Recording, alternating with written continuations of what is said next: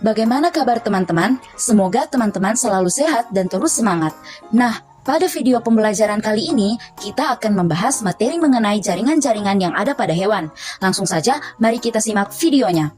Pada video sebelumnya, kita telah mempelajari bagaimana struktur, kemudian bentuk, dan juga fungsi dari jaringan-jaringan epitel yang terdapat pada hewan. Selanjutnya, pada video kali ini, kita akan membahas lebih lanjut mengenai jaringan-jaringan ikat yang ada pada hewan. Jaringan ikat. Jaringan ikat adalah jaringan yang berfungsi untuk mengikat atau menyokong jaringan lain. Jaringan ikat ini berkembang dari jaringan mesenkim yang berasal dari lapisan embrional mesoderm. Lalu, jaringan ikat ini berfungsi sebagai pengikat dan penyambung jaringan yang satu dengan jaringan yang lain. Contohnya, tendon yang menghubungkan jaringan tulang dengan jaringan otot. Sebagai dan pembentuk struktur tubuh. Contohnya, jaringan ikat tulang. Sebagai pelindung suatu organ, contohnya jaringan ikat yang membungkus organ-organ tubuh seperti pleura yang berfungsi untuk membungkus paru-paru. Sebagai penyimpan energi, misalnya jaringan ikat lemak. Sebagai pengangkutan zat-zat dalam tubuh, misalnya jaringan ikat darah dan jaringan ikat limfa. Sebagai pertahanan tubuh terhadap serangan bibit penyakit, misalnya jaringan ikat darah yang mengandung sel-sel darah putih penghasil antibodi. Jaringan ikat tersusun atas dua komponen utama, yaitu matriks jaringan ikat dan sel-sel penyusun jaringan ikat. Matriks jaringan ikat tersusun dari substansi dasar dan serat-serat. Substansi dasar atau substansi intersel amorf merupakan media cair homogen yang berbentuk sol, gel, atau gel kaku. Cairan yang berbentuk sol dan gel dapat mempermudah terjadinya proses difusi nutrisi dan zat-zat sisa metabolisme antara kapiler dan sel. Sementara itu, cairan yang berbentuk gel kaku dapat membantu menyokong jaringan. Substansi dasar tersusun dari senyawa glukosaminoglikans atau asam mukopolisakarida dan glikoprotein. Lalu, yang kedua adalah serat-serat. Nah, serat-serat ini merupakan komponen jaringan ikat yang berfungsi sebagai penyokong. Serat dapat dibedakan menjadi serat kolagen, serat elastin, dan serat retikular. Serat kolagen adalah serat yang tersusun dari protein kolagen berwarna putih dan berbentuk serat lurus memanjang atau sedikit bergelombang. Serat kolagen ini memiliki daya regang yang tinggi dengan elastisitas yang rendah. Serat kolagen terdapat pada tendon, ligamen, tulang, dan kulit. Lalu, serat elastin. Serat elastin adalah serat yang berwarna kuning dan berbentuk pita pipih atau benang silindris panjang. Serat elastin ini lebih tipis daripada serat kolagen, sehingga memiliki elastisitas yang tinggi. Serat elastin tersusun dari protein albuminoid dan terdapat pada pembuluh darah, selaput tulang rawan laring, dan antar ruas tulang belakang. Lalu yang ketiga adalah serat retikular. Serat retikular ini adalah serat yang mirip dengan serat kolagen, tetapi lebih halus. Serat ini tersusun seperti jala, serta memiliki elastisitas yang rendah, seperti pada serat kolagen. Serat retikular ini berperan penting sebagai penyokong dan penghubung jaringan ikat dengan jaringan lain, khususnya membran antara jaringan epitel dengan jaringan ikat. Kemudian, komponen penyusun jaringan ikat berikutnya adalah sel-sel penyusun jaringan ikat. Sel-sel penyusun jaringan ikat ini terdiri dari fibroblas, makrofag, sel tiang, sel lemak, sel plasma, sel pigmen, sel darah putih, dan sel mesenkim. Fibroblas merupakan sel yang berbentuk besar, pipih, dan bercabang-cabang, sehingga dari samping tampak seperti gelendong, serta inti sel berbentuk memanjang dan memiliki satu atau dua anak inti. Fibroblas ini berfungsi untuk menyekresikan protein, khususnya broblas yang berbentuk serat. Lalu, makrofag atau histiosit merupakan sel yang berbentuk tidak beraturan, terdapat di dekat pembuluh darah, dapat melakukan gerak amoeboid menuju tempat terjadinya peradangan, dan bersifat fagositosis, yaitu memakan zat-zat buangan seperti benda asing, bakteri, sel mati, dan sel darah yang keluar dari pembuluh darah. Makrofag ini berperan pada reaksi imunologis tubuh dan sekresi enzim-enzim seperti lisozim, kolagenase, dan elastase. Lalu, sel tiang atau mast cell merupakan sel yang berfungsi untuk menghasilkan heparin yang berfungsi dalam pembekuan darah dan menghasilkan histamin, yaitu berfungsi untuk meningkatkan permeabilitas kapiler darah. Sel tiang ini memiliki bentuk yang lonjong, tidak teratur, kadang dilengkapi dengan pseudopodia yang pendek dan memiliki inti kecil yang tertutup granula. Lalu, sel lemak. Sel lemak adalah sel yang terspesialisasi khusus untuk menyimpan lemak. Setiap sel lemak mengandung satu tetes minyak yang besar dan sedikit sitoplasma dengan inti berbentuk pipih pada salah satu sudutnya. Lalu sel plasma. Sel plasma merupakan sel yang berfungsi untuk menghasilkan antibodi.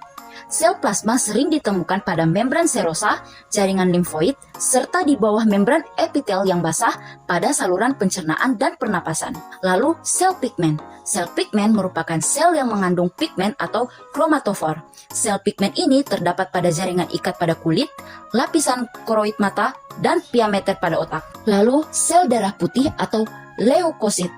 Sel darah putih atau leukosit ini merupakan sel yang berfungsi untuk melawan patogen seperti bakteri, virus, atau protozoa. Terdapat beberapa jenis leukosit, yaitu limfosit, monosit, neutrofil, eosinofil, dan basofil. Leukosit ini dapat ditemukan pada jaringan ikat. Lalu, sel mesenkim. Sel mesenkim merupakan sel embrional yang masih dapat ditemukan pada orang dewasa. Sel mesenkim ini berukuran lebih kecil dibandingkan dengan fibroblast dan memiliki bentuk seperti bintang. Sel mesenkim akan berdiferensiasi menjadi jenis sel penyusun jaringan ikat longgar atau menjadi sel otot polos pada pembuluh darah yang cedera. Sel mesenkim ini banyak terdapat di sepanjang pembuluh darah kapiler. Jaringan ikat terbagi menjadi jaringan ikat sejati yang meliputi jaringan ikat longgar dan jaringan ikat padat. Kemudian yang kedua adalah jaringan ikat cair yang meliputi jaringan darah dan jaringan limfa. Kemudian yang ketiga adalah jaringan ikat penyokong yang meliputi jaringan tulang rawan atau kartilago dan jaringan tulang keras atau osteon. Mari kita bahas satu persatu mengenai macam-macam jaringan ikat pada tubuh hewan. Jaringan ikat sejati. Jaringan ikat sejati dibagi menjadi dua, yaitu jaringan ikat longgar dan jaringan ikat padat. Jaringan ikat longgar adalah jaringan yang memiliki susunan serat-serat yang longgar dan memiliki banyak substansi dasar. Serat-serat penyusunnya terdiri atas serat kolagen dan serat elastin. Jaringan ikat longgar ini dapat ditemukan di sekitar organ tubuh atau pembungkus pembuluh darah dan saraf. Fungsi dari jaringan ikat longgar adalah untuk memberi bentuk pada organ dalam, misalnya kelenjar limfa, sumsum tulang, dan hati. Kemudian, untuk menyokong, mengelilingi, dan menghubungkan elemen dari seluruh jaringan lain. Contohnya, melekatkan jaringan di bawah kulit. Lalu, macam-macam jaringan ikat longgar. Jaringan ikat longgar ini dibagi menjadi jaringan areolar, jaringan lemak atau adiposa, jaringan mukosa, dan jaringan retikuler. Jaringan areolar merupakan jaringan yang bersifat fleksibel dengan substansi dasar yang relatif cair. Jaringan areolar ini terdapat di antara kulit dan otot, serta berfungsi sebagai materi pembungkus jaringan lain dan organ-organ, termasuk pembuluh darah dan saraf. Lalu, jaringan lemak atau adiposa merupakan jaringan yang tersusun dari sel-sel lemak yang dibungkus oleh anyaman serat retikuler yang halus. Jaringan lemak ini terdapat di bawah kulit, di sekitar persendian, sumsum tulang, momentum atau selaput pada lambung, mesenterium atau selaput pada perut, di belakang bola mata, dan di sekitar ginjal. Fungsi jaringan lemak adalah sebagai bantalan pelindung organ, cadangan makanan, dan isolator penjaga suhu tubuh. Kemudian jaringan mukosa merupakan jaringan yang tersusun dari sel-sel fibroblast berukuran besar, makrofag, limfosit, kolagen halus, dan substansi dasar yang lunak mirip gel berlendir atau musin. Kemudian jaringan retikular merupakan jaringan yang tersusun dari jaring-jaring serat retikular dan sel-sel dengan sitoplasma yang bercabang-cabang panjang. Jaringan retikular ini terdapat pada nodus limfa, sumsum tulang belakang, dan hati. Kemudian, jaringan ikat sejati berikutnya adalah jaringan ikat padat. Jaringan ikat padat ini adalah jaringan yang tersusun dari serat-serat yang berimpitan padat dengan sedikit sel dan substansi dasar. Jaringan ikat padat bersifat tidak elastis. Fungsi dari jaringan ikat padat ini adalah untuk menghubungkan suatu organ dengan organ yang lain. Jaringan ikat padat dapat dibedakan menjadi dua macam, yaitu jaringan ikat padat teratur dan jaringan ikat padat tidak teratur. Jaringan ikat padat teratur merupakan jaringan ikat padat dengan serat-serat kolagen yang tersusun berimpitan secara paralel dan sangat kuat. Contohnya adalah tendon, ligamen, dan aponeurosi atau urat otot yang berbentuk lebar dan pipih. Lalu, jaringan ikat padat tidak teratur merupakan jaringan ikat padat yang berbentuk seperti lembaran-lembaran dengan serat-serat membentuk anyaman kasar dan kuat. Jaringan ikat padat tidak teratur terdapat pada sebagian besar fasia atau selaput pembungkus atau penyekat, lalu terdapat di dermis kulit, periosteum atau lapisan luar tulang, perikondrium atau lapisan luar tulang rawan, dan kapsul pembungkus beberapa organ seperti hati dan testis. Jaringan ikat cair. Jaringan ikat cair adalah jaringan ikat yang sel-sel penyusunnya terdapat di dalam suatu matriks berupa larutan maupun berbentuk cairan. Jaringan ikat cair ini terdiri atas jaringan darah dan juga jaringan limfa atau biasa disebut sebagai getah bening. Jaringan darah terdiri atas plasma darah, trombosit, dan sel-sel darah. Plasma darah berupa cairan yang mengandung berbagai macam protein, asam amino, peptida, enzim, hormon, vitamin, dan mineral. Trombosit berbentuk lempengan, tidak berinti, dan berperan dalam proses pembukuan darah. Sel-sel darah terdiri atas eritrosit atau sel darah merah dan leukosit atau sel darah putih. Eritrosit ini berbentuk bulat dengan cekungan di tengah atau bikonkav, tidak berinti, dan sitoplasmanya mengandung hemoglobin untuk mengikat oksigen dan karbon dioksida. Sedangkan leukosit memiliki bentuk yang bervariasi, berinti, dapat bergerak amoeboid, dan berperan dalam pertahanan tubuh terhadap infeksi. Selanjutnya, jaringan limfa. Jaringan limfa adalah cairan yang dikumpulkan dari berbagai jaringan dan kembali ke dalam aliran darah. Pada saat limfa melewati nodus limfa akan ditambahkan antibodi atau imunoglobin dan sebagian besar sel-sel yang terdiri dari limfosit.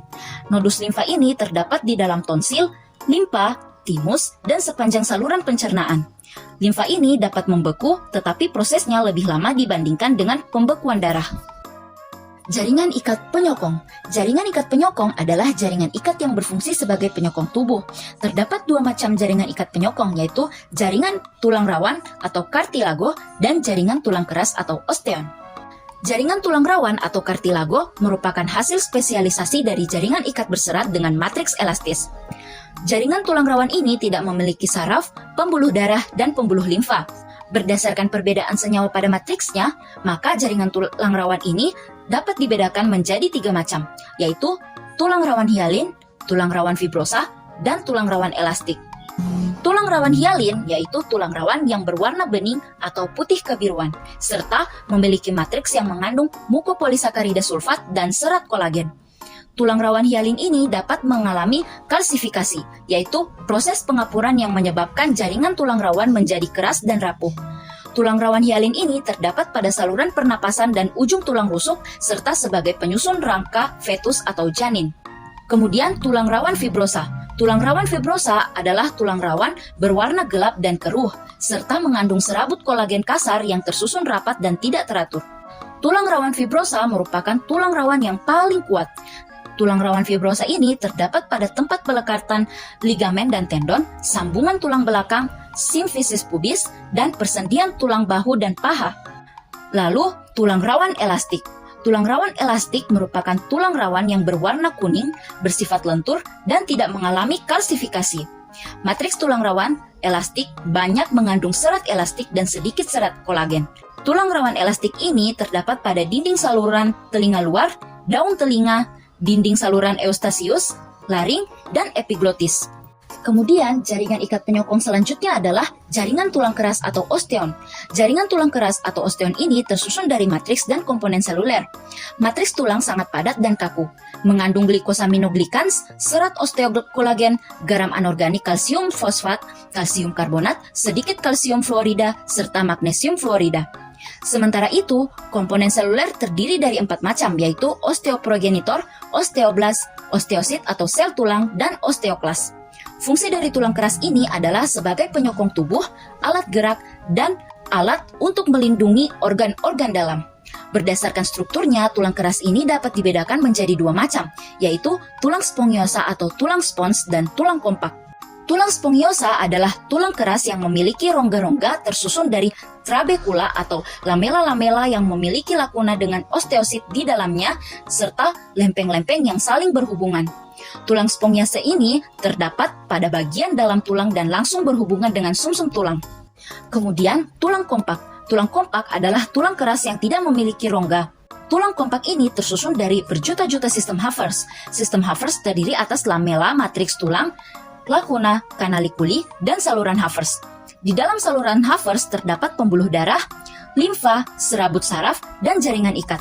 Setiap saluran Havers dikelilingi 5-20 lamela yang tersusun konsentris. Di dalam lakuna terdapat osteosit. Lakuna dan kanalikuli berhubungan langsung dengan saluran Havers. Antara saluran Havers dan saluran Havers lainnya dihubungkan oleh saluran melintang yang disebut saluran Volkmann. Nah teman-teman, itulah tadi karakteristik dari setiap bentuk jaringan ikat yang ada pada tubuh hewan. Berarti sampai di sini kita sudah mengetahui bagaimana struktur, bentuk, dan juga fungsi dari jaringan-jaringan ikat pada hewan. Selanjutnya pada video berikutnya kita akan membahas lebih lanjut mengenai jaringan otot dan juga jaringan saraf yang ada pada tubuh hewan.